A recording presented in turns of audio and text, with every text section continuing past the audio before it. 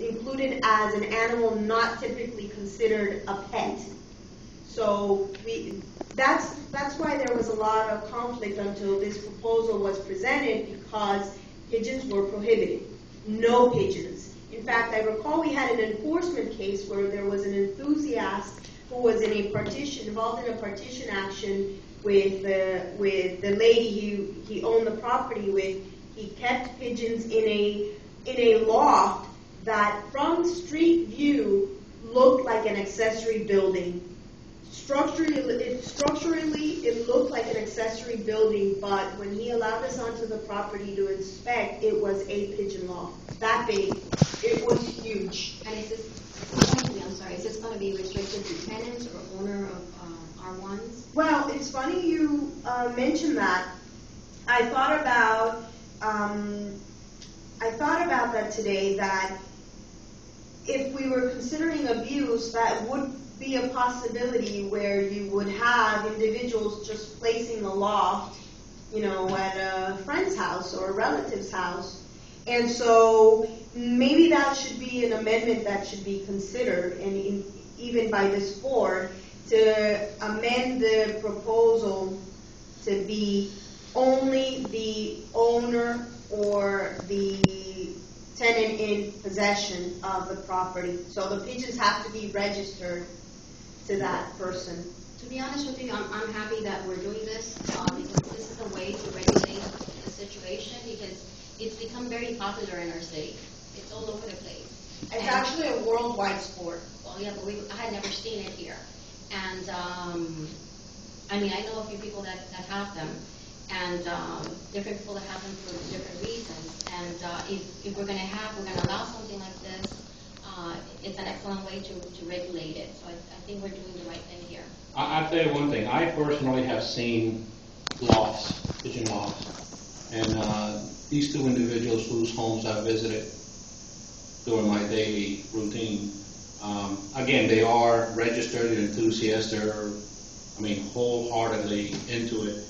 And be it because is their business, or is their sports, is their passion, or whatever, these two individuals do take very good care, and it's a pleasant sight.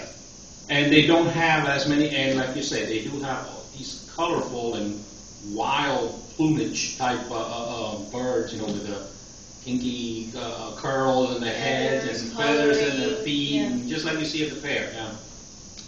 Interesting.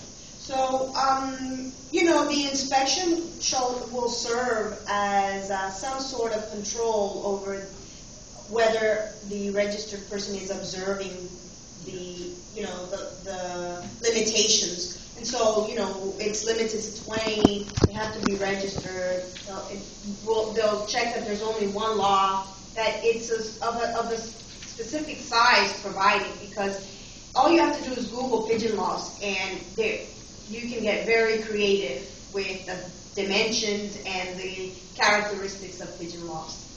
Serious enthusiasts really, show their love for the sport through the construction of these, lofty pigeon houses. Okay. Any more comments, questions? Anyone in the audience? How you doing? Your name and address, please. My name is Robert Fumeros. My address 1708 West 75th Street, Hialeah. I came to say thank you. I represent almost like 7,000 pigeon lovers. I came to do my best. We haven't. We understand everything the same, and we want to do everything. For example, I speak to the lawyer. Everything she's saying. The new rules will accept everything. All I came today is to say I only have this. I'm sorry about my English. A little discrepancy and something on the townhouses.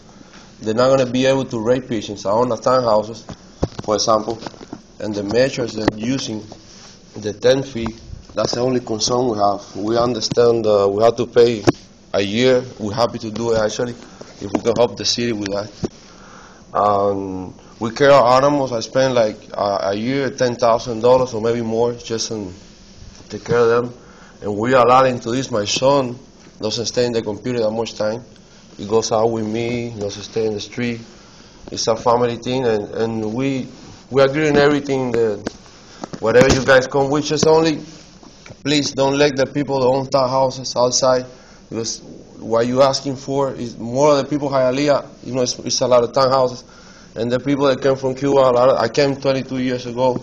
A lot of them less, and they don't have like the big house. You know, like the single home that you're asking, and if you're going to charge a license that we agree on that, you're letting out like 50% of the people in Hialeah.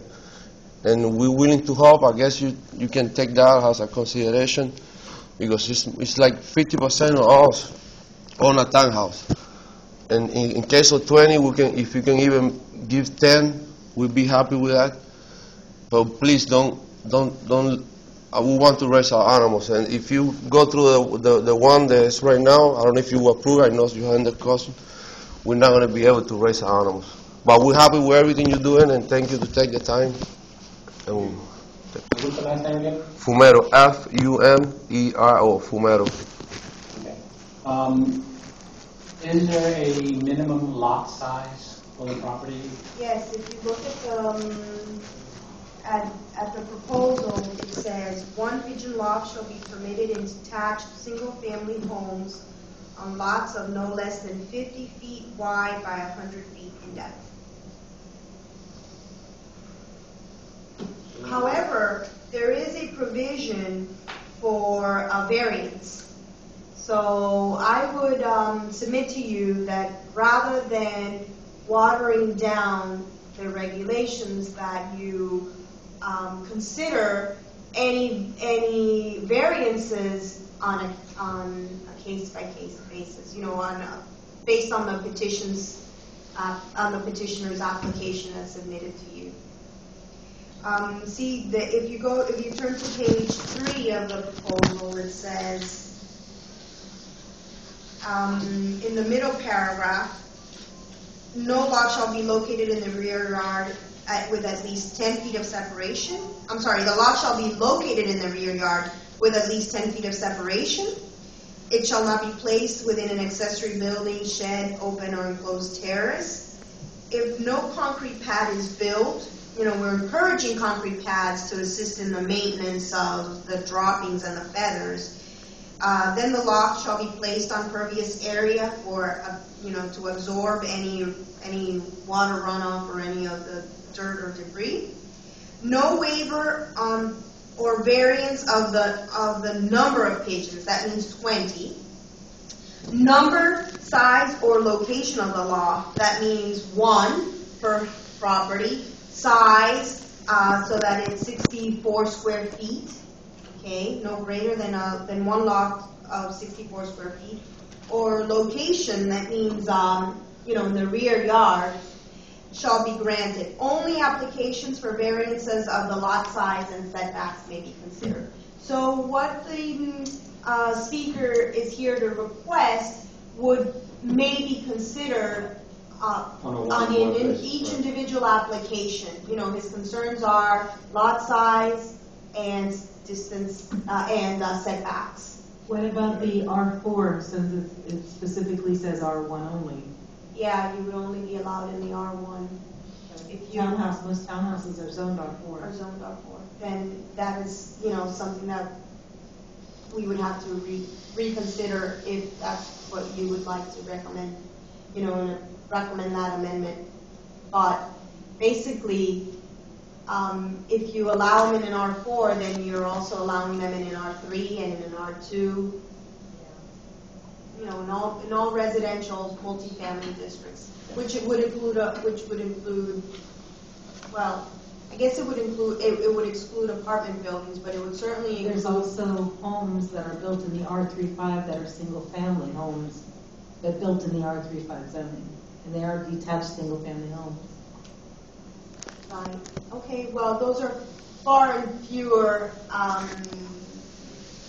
examples or existing properties than what you would typically find, which would be R1 zoning, single-family detached homes. And again, creating that balance between, enthusiasts, the need of enthusiasts and residents who, don't want a nuisance. What will be your recommendation to help Well, in this case he's on bar for? no, I don't know what the zoning of his property is. Is your home detached? I think It's a townhouse. but it doesn't share walls with your neighbors. Yes. It shares walls. Yes. But I have a lake in the back. It's almost like 60 feet all the way down. But it's exactly 20 feet. And then if you put a 10-10, I'm in the middle. There's no way I can. I do have all the way to the back where I can put it far away, for example. But the 20 feet is that's why I explained if it's less pitching, maybe it's less concern with the neighbors, less noise, I guess, if we're looking at us, the privacy of the neighbors. How many pigeons are traditionally in a flock? Well, 20 would be a perfect number. Me, for example, I have 12. That would be me. But 20 would be some people that do it more than me. I already find, for example, the ones that I want. And that's why I keep less, because it's a lot of money spent. It's a lot of care that we have to do, cleaning. It takes a lot. We do enjoy what I do. I come from work, my kids. I don't go out. That's what I love to do. But I guess if you can find something for the townhouses, you can do the family with the 20, for example. The people have bigger space. It's just at least in the townhouses, 10 at least. I would be fine with me if that would help get to a decision. I guess, because it would be a lot of people without something that they like to do. And remember, we're not doing nothing, we're just flying a little pigeon in the air. Could that possibly be considered on an individual basis? Because according to the gentleman right here, he has a very deep backyard, but that's not the case for every townhome in Hialeah, where they share. Not only do they share walls, a lot of them share the same backyard, just about. That's true. So that's going to be. So maybe not shut the door completely on this, or maybe leave a little. In his specific circumstance, there are mitigating factors like the depth of the yard, Right. where the lot could be located, even farther away from the neighbors. So those are things that you would consider in an application.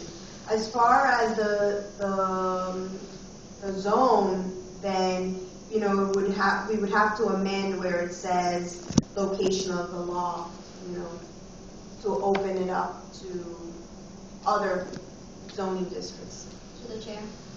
I'm not saying that we're to do this, but one thing we can keep in mind also is we can say, okay, we're only going to allow, let's say, this gentleman's going to have his loft, and you cannot have another loft in X amount of feet, like you do with pawn shops and stuff like that.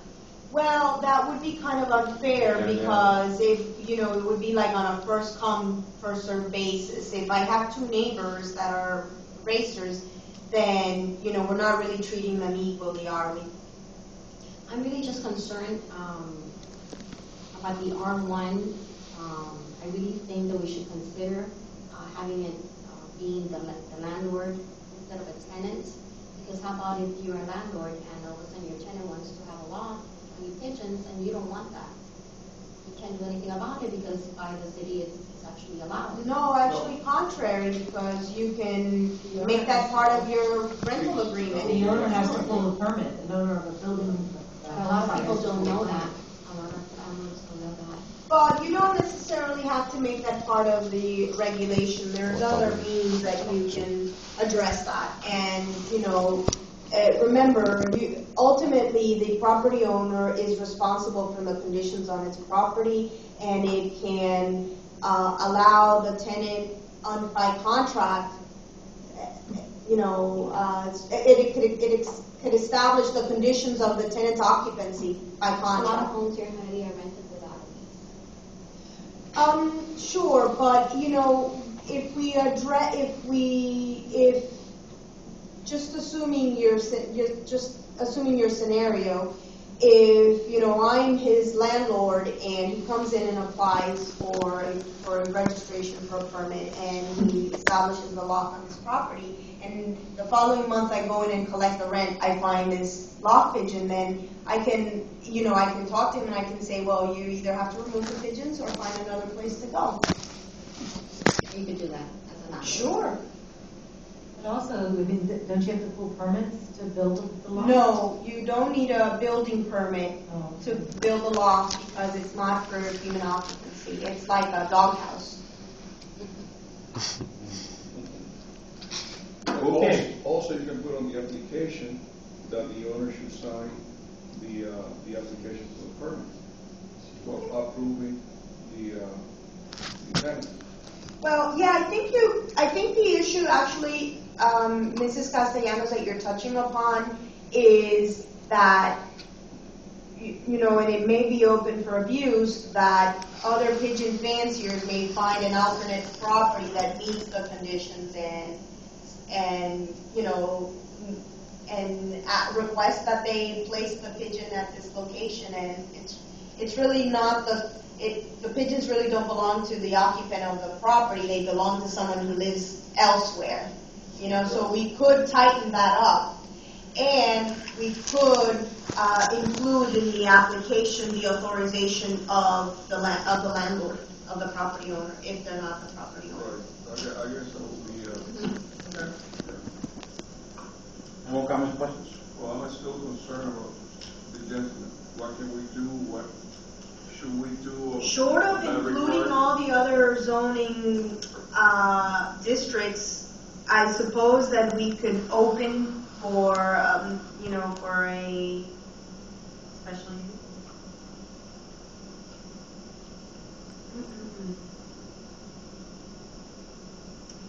Well, you know, if we can consider this.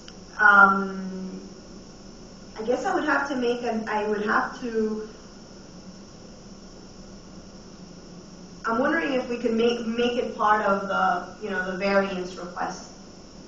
Based on lot size, Yeah, as far as townhouses are concerned. There are some houses in Hialeah that they're really small on the west side of the expressway on the Palmetto.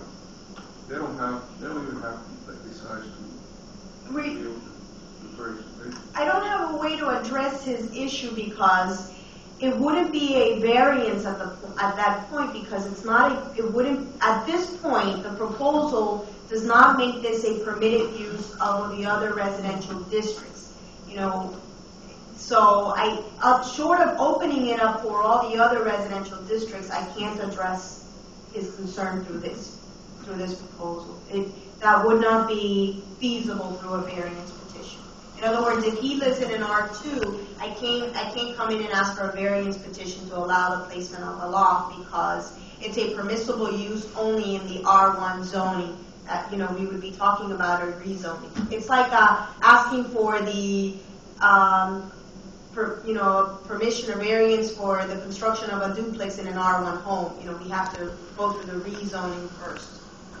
So, in this case, it's the same situation. The proposal only makes this a permissible use in the R1 zoning district. So, short of making it available to other residential uses, then maybe it's something to be considered to